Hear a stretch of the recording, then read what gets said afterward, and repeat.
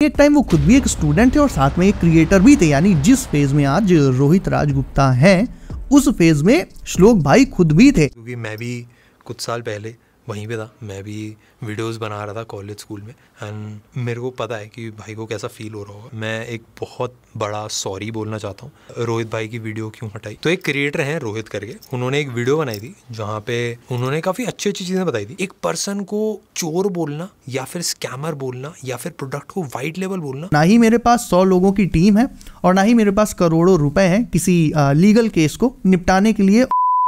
तो भाई take community में इतने दिन से जो बवाल चल रहा था वो फाइनली अब लग रहा है खत्म होने की तरफ है। श्लोक भाई एक टेक बर्नर ने अपने कस्टमर से माफी मांग ली है। उन्होंने एक्सेप्ट कर दिया है कि उन्होंने अपनी वॉच के लिए जो बार सेट किया था उसे वो रियलिटी में छू नहीं पाए, और अपनी लास्ट 21 मिनट्स एंड 20 सेकंड्स की वीडियो में भाई ने बहुत सारी चीजों पर बात करी, अपोलोजाइज भी किया एंड पर्सनली मुझे अच्छा लगा देखकर। लेकिन रोहित पर उन्होंने एक कुछ बात करी, वेल उस पर आते हैं अभी। और मुझे भी पर्सनली श्लोक भाई से एक हम्बल रिक्वेस्ट करनी है। अब एक चीज पहले से क्लियर करके चलते हैं कि श्लोक भाई ने जो माफी मांगी है वो अपने कस्टमर से मांगी है कि वॉच को लेकर उन्हें जो डिलीवरी में और बाकी सारी चीजों में टेक्निकल एस्पेक्ट्स में दिक्कतें आई उनसे माफी मांगी है, उनसे अपोलोजाइज किया है। इस अपोलॉजी का रोहित राज गुप्ता से कोई लेना देना नहीं है, तो इस कंफ्यूजन में मत रहना। बट हाँ, एक चीज मुझे सही लगी कि फाइनली उन्होंने अपनी वॉच को लेकर जो कमियां थी और बाकी जो सर्विस वो प्रोवाइड कर रहे थे उसमें जो कमियां थी उन कमियों को उन्होंने एक्सेप्ट किया है एंड अपनी वीडियो में उसे लेकर अपोलोजाइज किया है। अब बहुत से लोग ऐसा कह रहे हैं कि टेक्निकल गुरुजी टेक बर्नर से थोड़ा सा नाराज हो गए थे और काफी लोगों ने भी मतलब एक बैकलैश दिखाया था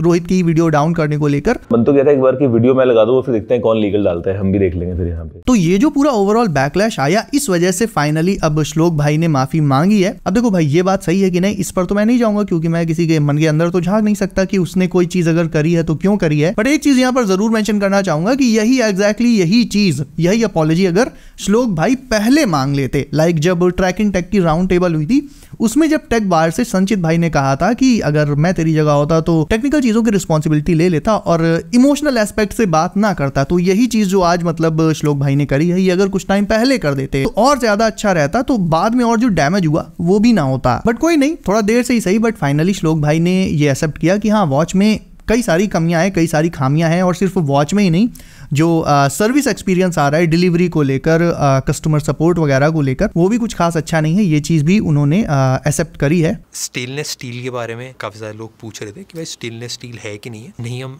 स्टेनलेस स्टील ही यूज करते हैं। ये जो मैट फिनिश है ये इसलिए आई है क्योंकि जब आप हाथ में घड़ी पहनते हो स्टेनलेस स्टील के ना रस्ट होने के चांसेस होते हैं, आपके हाथ का पसीना आता है, अलग अलग चीजें होती है, तो हम प्रोटेक्शन के लिए हमने लगाया था। अच्छा, मुझे यार यहाँ पर ये स्टेनलेस स्टील वाले पॉइंट पर ना मुझे आपसे कुछ पूछना है। श्लोक भाई ने ये कहा है कि वॉच में जो है स्टेनलेस स्टील का यूज हुआ है, लेकिन उसके ऊपर से मैट फिनिश दिया गया है, और मैट फिनिश देने का एक रीजन है, और वो रीजन है रस्टिंग। लाइक जब आप एक्सरसाइज करते हो, वॉच पहनकर रनिंग करते हो या किसी से पिल जाते हो, लात घूंसे चलाते हो, तो भाई लड़ाई करते टाइम पसीना तो आता है ना, तो पसीने से स्टील में रस्टिंग हो सकती है, यानी उसमें जंग लग सकती है। अब देखो मैं अपनी पर्सनली बात करूं तो यार केमिस्ट्री में ना 10th हो चाहे 12th हो मैं एकदम गंवार था। केमिस्ट्री मुझे बिल्कुल नहीं समझ में आती थी, और हमारे केमिस्ट्री के टीचर भी इतने महान थे कि वो एक नंबर के कोचिंग बाज थे।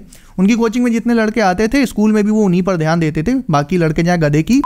लेकिन भाई हमारे जो व्यूअर्स हैं उनमें से बहुत सारे एक्सपर्ट्स भी होते हैं, अलग अलग फील्ड के एक्सपर्ट्स भी वीडियो देखते हैं। तो अगर कोई केमिस्ट्री का टीचर या केमिस्ट्री का कोई एक्सपर्ट ये वीडियो देख रहा हो तो मुझे कमेंट करके ये चीज़ बता देना ज़रा कि स्टेनलेस स्टील में रस्टिंग की प्रॉब्लम आ सकती है क्या, पसीने से, स्वेटिंग से उसमें जंग लग सकता है क्या। ऑल्दो मैं श्लोक भाई को गलत नहीं कह रहा हूँ, उन्होंने तो मेटलर्जिकल टेस्टिंग सेंटर का सर्टिफिकेट भी दिखाया अपनी वीडियो में, बट मुझे ना थोड़ा सा कंफ्यूजन है, तो मैं थोड़ा अपनी जनरल नॉलेज के लिए पूछ रहा हूँ। मान लो कल को एसएससी या बैंक एग्जाम में क्वेश्चन आ गया कि श्लोक भाई की घड़ी में जंग लगती है क्या। Option A technical Guruji, option B Rohit Raj Gupta, option C tech bar, और ऑप्शन डी नहीं। तो मैं क्या लिखूंगा। तो अगर कोई एक्सपर्ट हो तो इस चीज को मुझे बता देना, ये मेरा अपना पर्सनल डाउट है, मुझे जस्ट क्लियर करना है। हाँ, जो रिटर्न से रिफंड से वो हमने सारे एड्रेस इस पॉइंट पे कर दिए, जो भी नए आते हैं वो हम कंटिन्यूसली कर रहे हैं। अब मेरी जो लास्ट वीडियोस थी इस टॉपिक पर, उसमें कई लोगों ने कमेंट किया था कि भाई मैंने वॉच ऑर्डर कर दी है, डिलीवरी की डेट वगैरह नहीं दिखा रहा है, और रिफंड वगैरह को या रिटर्न को लेकर, मतलब इन सारी चीज़ों को लेकर भी कोई अपडेट नहीं है, तो प्लीज़ हेल्प मी। तो श्लोक भाई ने यहाँ पर बोला है कि रिफंड वगैरह वाले जितने भी जो मैटर्स थे वो उन्होंने सॉल्व कर दिए हैं, आने वाले टाइम पर जो नए मैटर्स है वो भी सॉल्व कर दिए जाएंगे। तो भाई जिन लोगों ने कमेंट किया था कि वॉच की डिलीवरी डेट का पता नहीं चल रहा है, कैंसलेशन का ऑप्शन नहीं आ रहा है, रिफंड वगैरह का कुछ अपडेट नहीं है, तो भाई मुझे कमेंट करके बताना ज़रा कि आपकी ये प्रॉब्लम जो है सॉल्व हो गई है क्या? काफ़ी सारे लोग बोल रहे थे कि भाई प्राइस ज़्यादा है या फिर आप महंगा बेच रहे हो, एंड ये बात सही है कि हमारी घड़ी का प्राइस ज़्यादा है। जो सेंसर्स हमने लगाया वो काफ़ी अच्छी क्वालिटी है, एंड हम घड़ी को सस्ता बना सकते थे अगर हम एल्यूमिनियम का आउटर कोटिंग या फिर हम प्लास्टिक का यूज़ करते या फिर हम सेंसर सस्ते यूज़ कर लेते। यार देखो, being an everyday normal guy, watch, smart watch मैं भी यूज़ करता हूँ, 4 सालों से बस इसी को यूज़ कर रहा हूँ। जिम भी जाता था, जॉगिंग भी करी है, एक्सरसाइज करता था, सब करता था, लेकिन इन 4 सालों में एक दिन छोड़ो, एक बार भी ऐसा मौका नहीं आया जब मैंने वॉच के सेंसर से अपनी फिटनेस को ट्रैक किया हो। फिटनेस ट्रैक करने में तो 1 सेकंड लगता है। शीशा देखो, अगर उसमें 206 दिखें तो समझ जाओगे सब ठीक है, लेकिन अगर 207 दिखें तो समझ जाओ कुछ गड़बड़ है। माय पॉइंट इस कि श्लोक भाई ये कह रहे हैं कि अगर हम वॉच में थोड़ा सस्ते वाले सेंसर्स लगा दे तो वॉच का जो प्राइस पॉइंट है 6999 वाला, वो कम हो जाता और वॉच की जो रेंज है वो थोड़ा सा नीचे आ जाती। लेकिन उन्होंने महंगे वाले सेंसर्स लगाए, अच्छे वाले सेंसर्स लगाए। वॉच के जो सेंसर्स हैं वो एग्जैक्टली कितना एक्यूरेट है we all know, but fitness tracking हो गई, रनिंग हो गई, SpO2, हार्ट रेट हो गया, ये सारी चीज भाई कौन बंदा अपनी वॉच से ट्रैक करता होगा, वो भी डेली। इतना खाली कौन बैठा है यार? अगेन मैं एक प्रैक्टिकल बात कर रहा हूँ। अच्छा चलो आप मुझे बताओ, आप लोग जो भी स्मार्ट वॉच यूज करते हो तो आप क्या डेली अपने वॉच का सेंसर यूज करते हो अपनी फिटनेस को रेगुलरली ट्रैक करने के लिए? ऐसे प्रैक्टिकली अगर ऑनेस्टली बात करें तो ऐसे कोई नहीं करता यार। जिम में इतने सारे शीशे पहले से ही लगे होते हैं, उनमें देख के अपनी बॉडी पे शर्म आ जाती है, ट्रैकर से क्या पूछना है उसमें। तो मेरा जो पॉइंट है, मेरे कहने का मतलब है वो ये है कि वॉच में अगर सेंसर्स भले ही थोड़े कम प्राइस वाले यूज कर लेते, लेकिन इससे वॉच की जो ओवरऑल प्राइस है 6999 वो अगर नीचे आ जाती तो भाई ये एक बहुत बेटर चीज होती, और डेफिनेटली ये आपके लिए भी, श्लोक भाई, आपके लिए भी एक बिजनेस पॉइंट ऑफ व्यू से बहुत पॉजिटिव चीज रहती, क्योंकि ज्यादातर लोग यही बोल रहे हैं कि वॉच जो है वो बहुत ज्यादा ओवर प्राइस्ड है। अब ओवर प्राइस्ड होने के लिए चलो स्ट्रैप्स वगैरह आपने प्रीमियम दिए हैं, ये सब समझ में आता है, लेकिन सेंसर्स इतने ऊपर वाले लेवल के दे देना भाई, ये चीज ना थोड़ा मेरे बाउंस मार गई। और भाई यहाँ पर मैं गहरे वाले फिटनेस फ्रीक्स की बात नहीं कर रहा हूँ, सुपर मॉडल्स की बात नहीं कर रहा हूँ जो 24 घंटे अपनी घड़ी के सेंसर में घुसे रहते होंगे। मैं एक नॉर्मल आदमी की बात कर रहा हूँ जो स्टूडेंट है, कॉलेज जाता है, जॉब पर्सन है, उसके पास भाई इतना टाइम ही नहीं है कि वो वॉच में 10 बार अपने सेंसर से अपनी फिटनेस को ट्रैक करेगा। वो शीशा देख लेता है, देखता है कि हाँ बनी है कि नहीं बनी, बस बात खत्म। बट कोई नहीं, आगे बढ़ते हैं और अपने मेन टॉपिक पर आते हैं। रोहित वाले भाई ने टेस्टिंग काफी मेहनत करी थी, जो सिनेमैटिक्स थे, जो इफेक्ट्स थे, सारी चीजें काफी बढ़िया से लगाए थे, बट ये फैक्ट्स को कंपाइल करके जो एक एंड में कंक्लूजन था कि भाई हम ये सारी चीजें हैं, हम स्कैमर, ये वो एक्यूरेट नहीं था। अब देखो वीडियो का ये पार्ट ना थोड़ा क्रूशियल है, यहाँ पर सभी को एक ओपन माइंड के साथ और पेशेंस के साथ सुनने की जरूरत है। हमारे पास ना 2 ऑप्शंस थे। एक था कि हम रिप्लाई करते वीडियो में। इसमें होता क्या कि पहले मैं रिप्लाई करता, फिर वापस एक पर्सन का, उसके साथ 4 लोगों का, और बहुत सारे यूट्यूबर्स और भी वीडियोस बनाते, एंड वो रिप्लाई बहुत टाइम तक चलता है, उस चीज को प्रूव करना इम्पॉसिबल हो जाता है। टेक बर्नर ने ये कहा कि रोहित भाई ने अपनी जो वीडियो बनाई बहुत नेक्स्ट लेवल बनाई, सिनेमैटिक्स वगैरह बहुत तगड़े लगाए, इफेक्ट्स अच्छे डाले, मतलब ओवरऑल काफी तगड़ी वीडियो बनाई, बहुत मेहनत करके एक प्यारी सी वीडियो तैयार करी, ठीक है। लेकिन लास्ट में रोहित भाई ने जो बोल दिया कि वाइट लेवल प्रोडक्ट है और स्कैम कर रहे हैं, उस बात से इन्हें दिक्कत हो गई, श्लोक भाई को दिक्कत हो गई।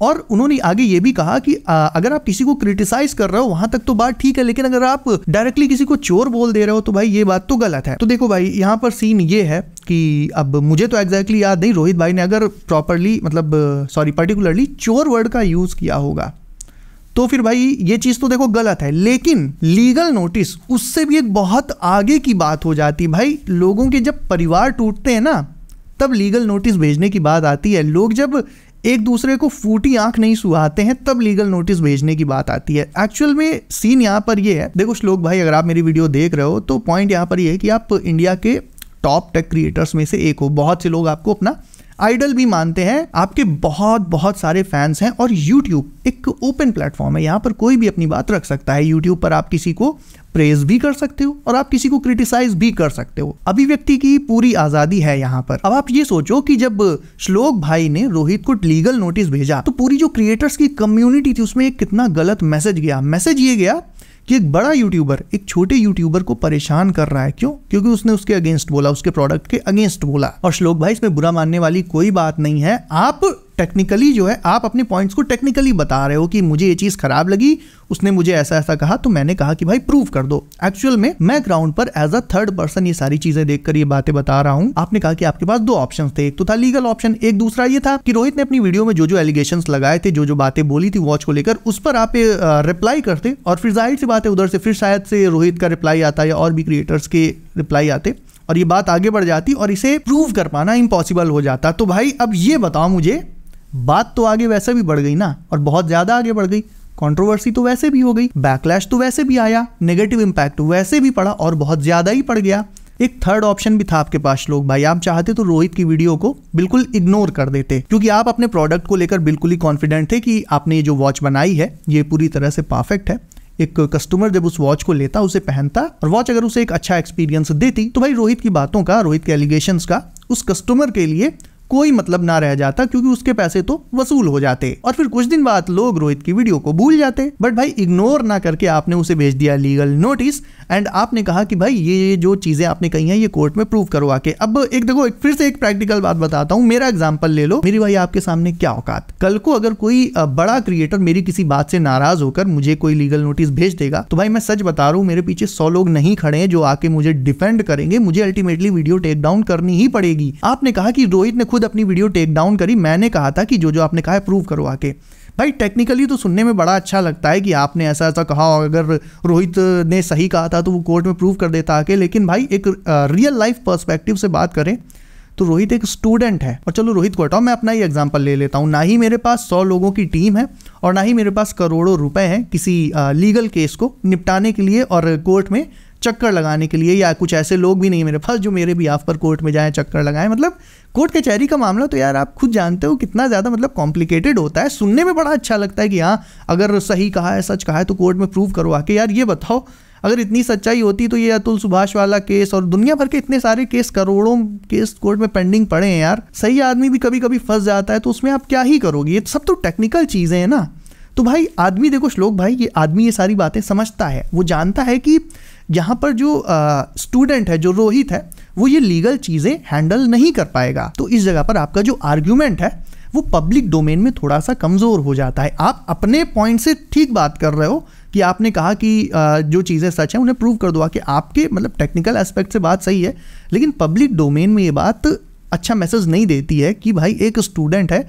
बड़े से बड़े लोग यार इन सब कोर्ट कचहरी के चक्करों में परेशान हो जाते हैं, तो एक नॉर्मल क्रिएटर स्टूडेंट भाई वो क्या ही कर लेगा। और अगेन मैं ये भी बता दूं कि जिस किसी ने भी श्लोक भाई को चाइना के एजेंट कहा है या ऐसा कुछ भी कहा है तो भाई टोटली ये चीज़ भी गलत है। आप किसी को इस तरह से ना कहो, आप क्रिटिसाइज करो लेकिन अपना एक स्टैंडर्ड भी मेंटेन करके रखो कि आप जरूरत से ज्यादा कुछ उल्टा सीधा किसी को ना बोल जाओ। लीगल नोटिस भेजने से दूसरे क्रिएटर्स के मन में गलत मैसेज जाएगा। बहुत से जो छोटे एंड मेरे जैसे मिड लेवल वाले क्रिएटर्स हैं भाई, ये ना वीडियो बनाने से थोड़ा डरेंगे, मतलब वीडियो बनाने क्या किसी को क्रिटिसाइज करने से थोड़ा डरेंगे। सच बताऊं, डर मुझे भी लग रहा था। मैंने अपनी अर्लियर वीडियोस में कहा था कि मेरी वीडियो भी टेक डाउन क्या हो सकती, मतलब मेरे साथ भी शायद कहीं कोई प्रॉब्लम ना हो जाए। तो डर तो भाई देखो मुझे भी लगा था, मैं क्यों ही झूठ बोलूं, डर तो लगा था। और श्लोक भाई आप खुद बताओ यार, अगर ऐसी चीजें कम्युनिटी में होंगी तो फिर कोई किसी पर ट्रस्ट कैसे करेगा यार। तो ऑल इन ऑल भले ही श्लोक भाई टेक्निकली अपनी जगह सही हो, लेकिन ओवरऑल ये जो लीगल नोटिस वाला काम था मेरे हिसाब से भाई ये नहीं होना चाहिए था। अगेन इसमें कोई बुरा मानने वाली बात नहीं है।